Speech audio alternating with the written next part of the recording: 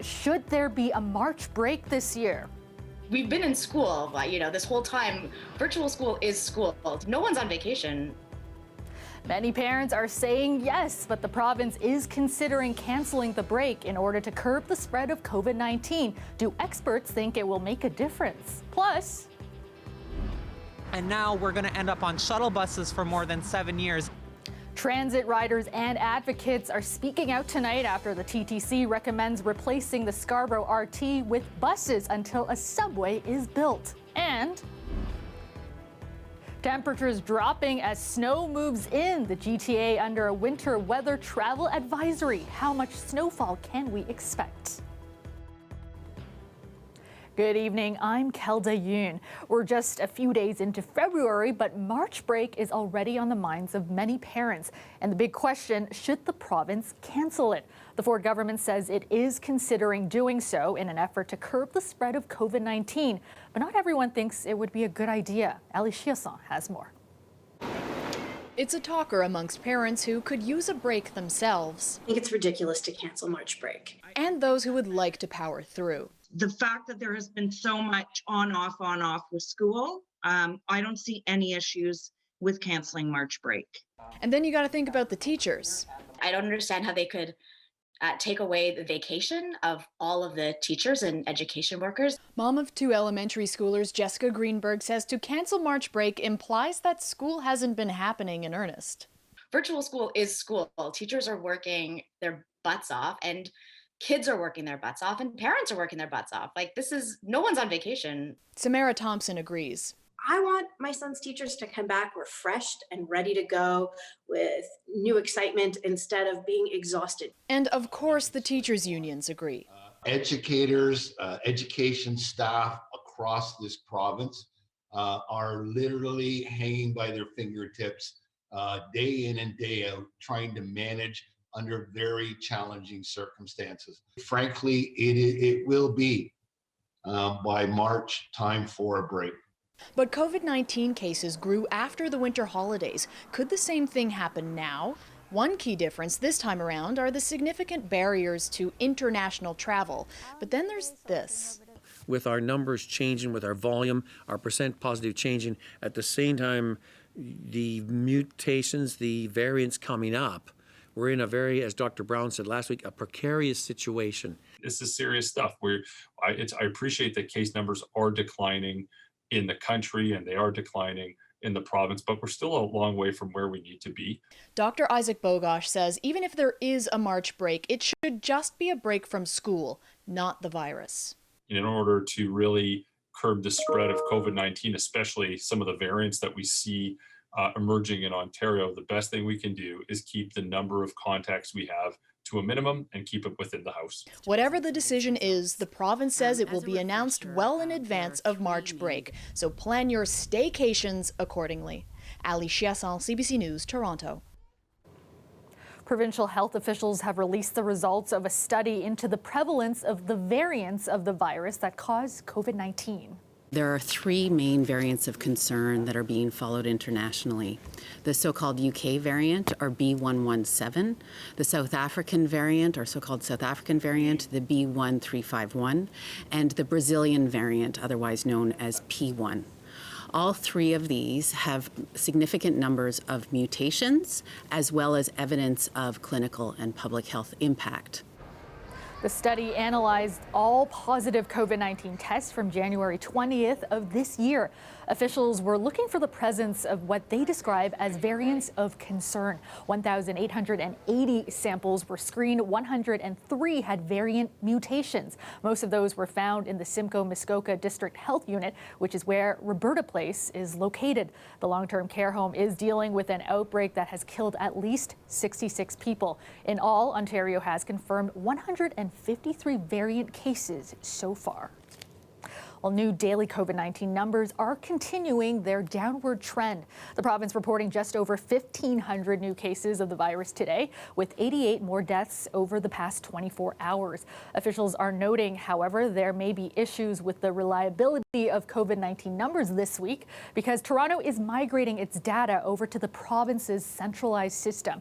Just over 6,700 doses of the COVID-19 vaccine were administered yesterday. Almost 81,000 people in Ontario have received both shots and are now fully immunized.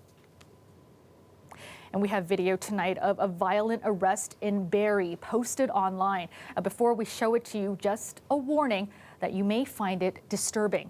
In the cell phone video, a police officer can be seen holding the man on the ground before he is placed under arrest. I'm not even resisting! Get off of me!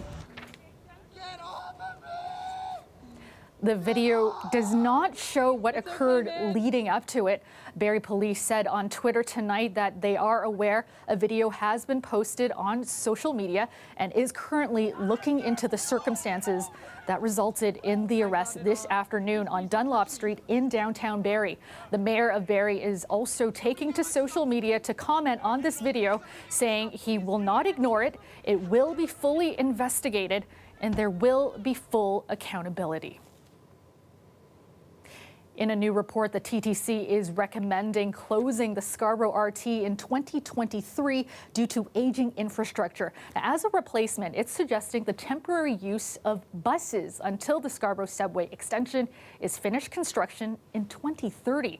And that is not sitting well with some riders as well as transit advocates. Jessica Ng has this story. This could soon be the reality for the thousands of people who take Line 3 Scarborough every day. TTC staff are recommending two options for shutting down the line in 2023. Both involve riders taking buses until construction of the new Scarborough subway extension is completed in 2030. TTC says this would cost about $150 million less than keeping trains operating until the new subway opens. This is an injustice to Scarborough. Austin Jaffrey is a 23-year-old student who lives close to McCowan Station, Scarborough RT's easternmost stop. He takes the SRT several times a week to get to school and to work.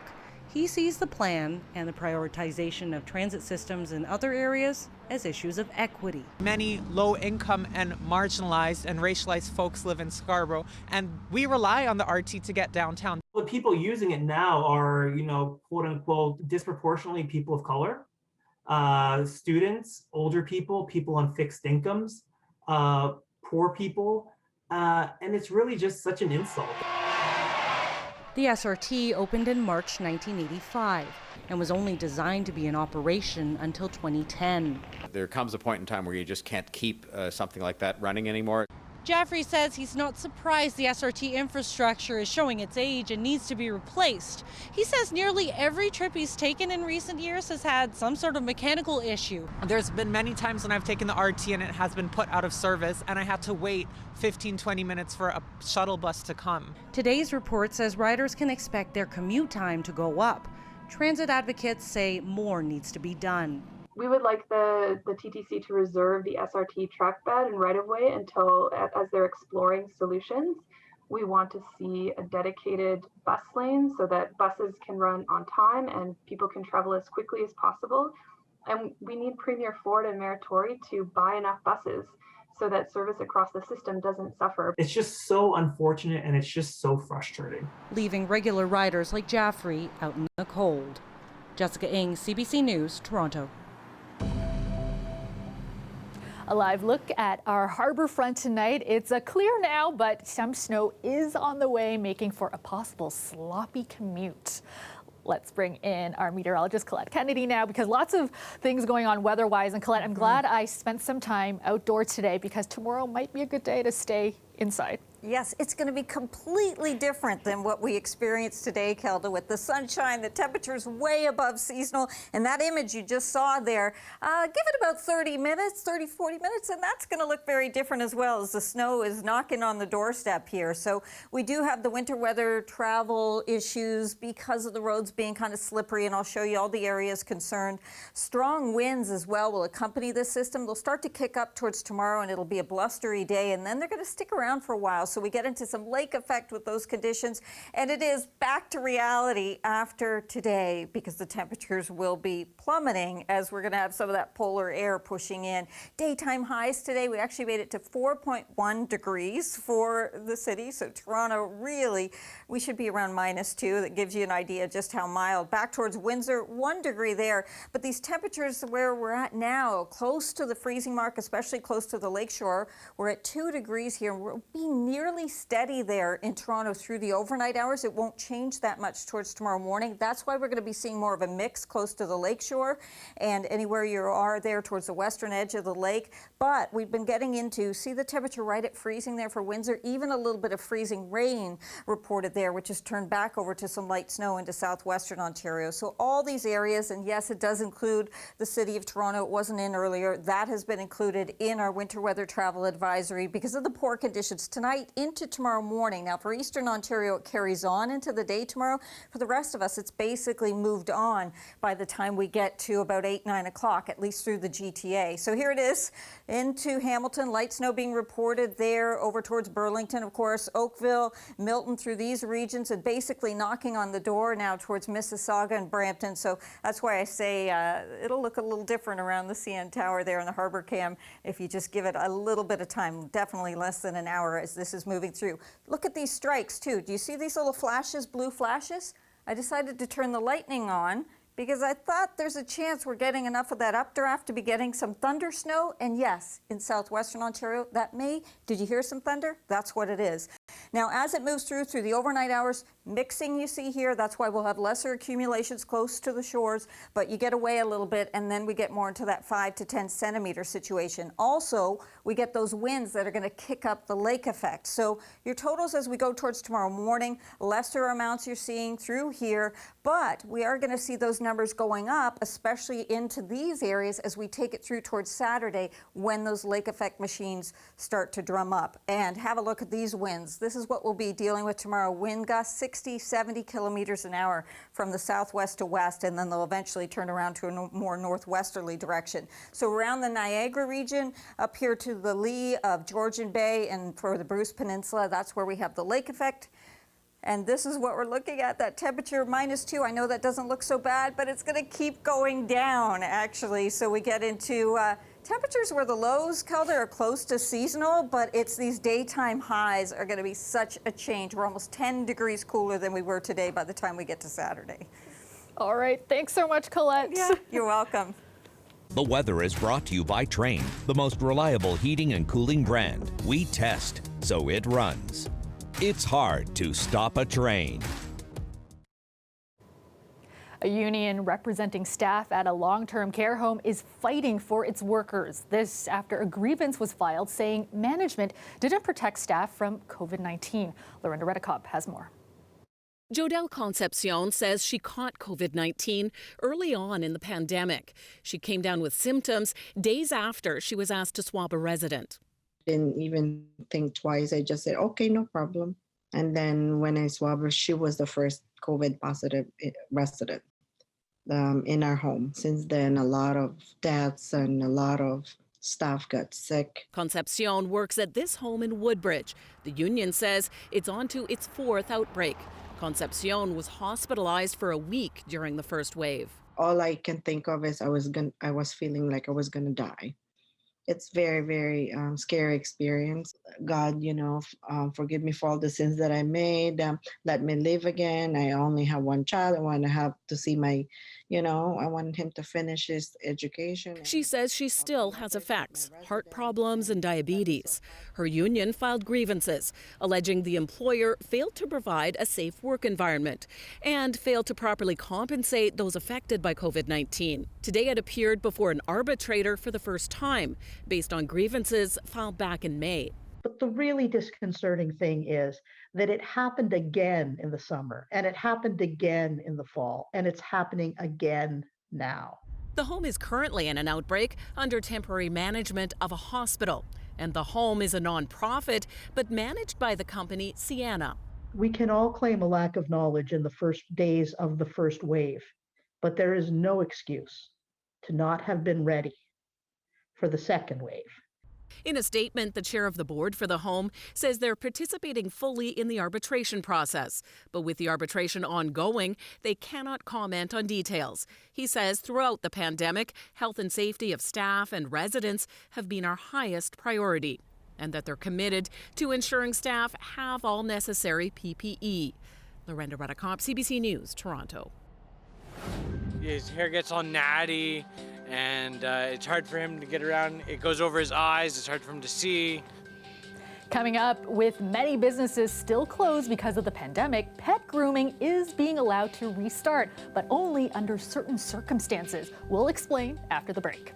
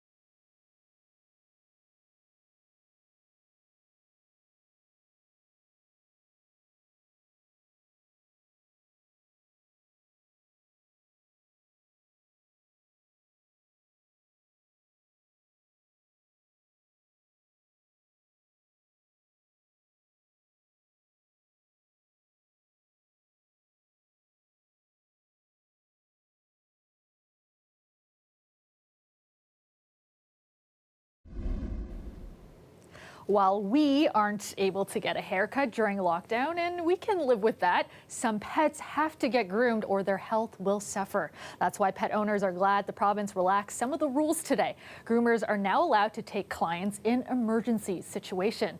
But as Greg Ross tells us, many are still left with questions about what falls into that category.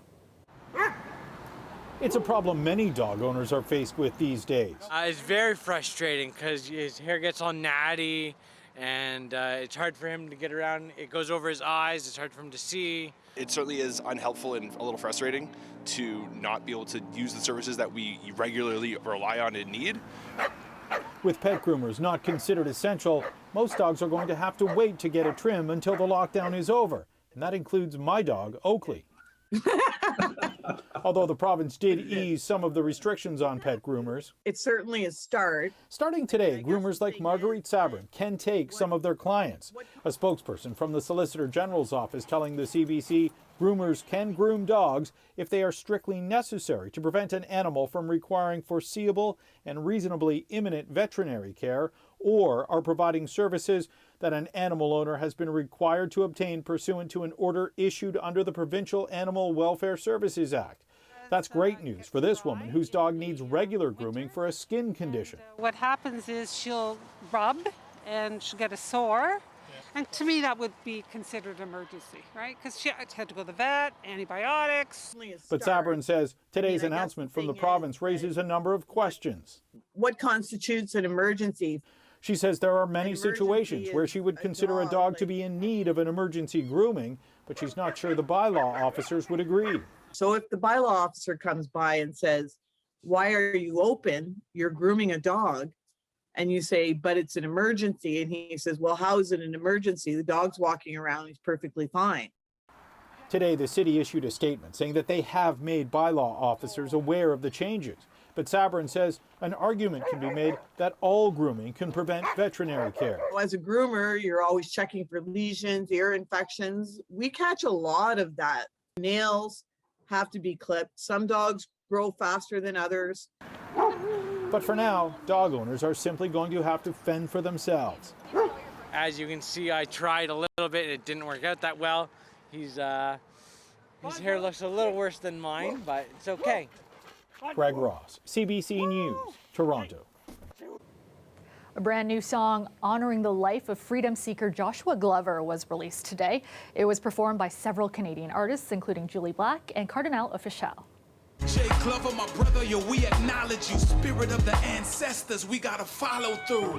I wanted to create a song that was transgenerational, but a song that also brought together different genres and kind of embodied not necessarily the story, but the feeling and the vibe and the energy of what happened with Joshua Glover. Glover escaped enslavement in the U.S. and found work at Montgomery's Inn in Etobicoke. The song was part of several virtual art projects that launched today. They are all a part of Toronto History Museum's Awakenings program, launched back in December, an effort by the city to address anti-Black racism. Playing with Claire, even though it's virtual right now, has at least brought me, a sense of connection with the community. When the Toronto Symphony Orchestra shut down due to the pandemic, two musicians made sure the music played on. Meet the Sonority Sisters coming up after the break.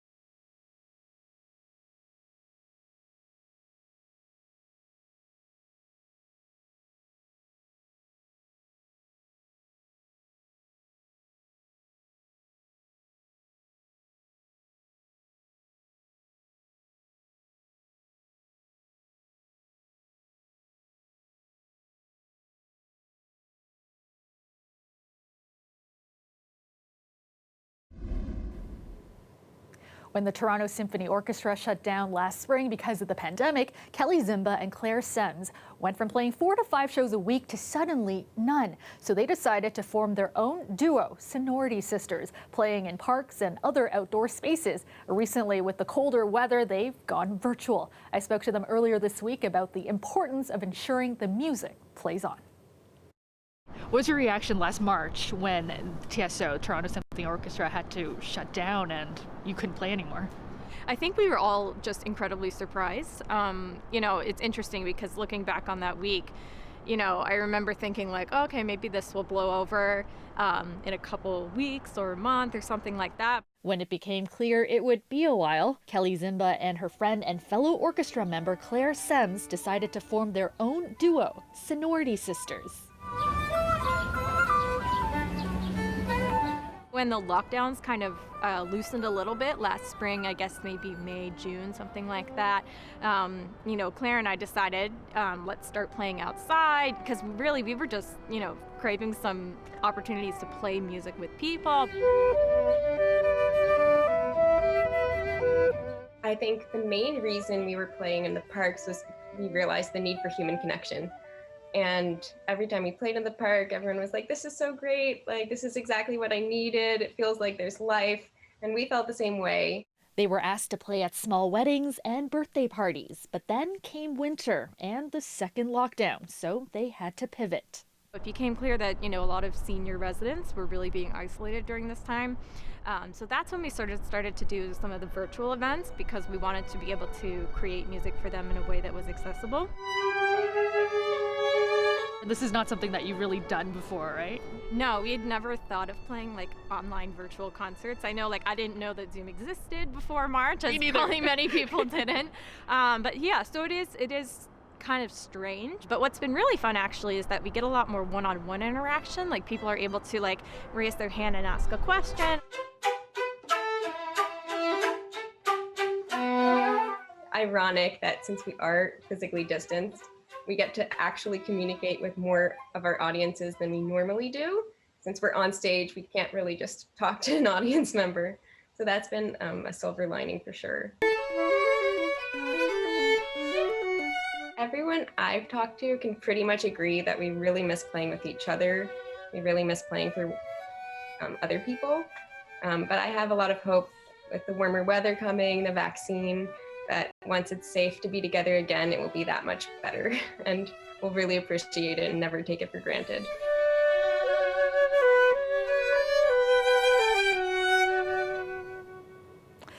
Finally tonight, while a 7-year-old tobogganing is hardly a rare sight, this visitor to the snowy slopes in Windsor will make you do a double take. And I love the toboggan. We thought, why can't we combine the two? We made Cookie go toboggan with me. Let's do this. Let's roll. That's Cookie and his owner making a run down Blue Heron Hill. Local magician Ron Goodell says his bunny is helping spread some much needed joy during his outings. And Cookie looks pretty comfortable riding a shotgun right there. And that's our show for you tonight. Thank you so much for watching. I will see you back here tomorrow at 11. Have a great night.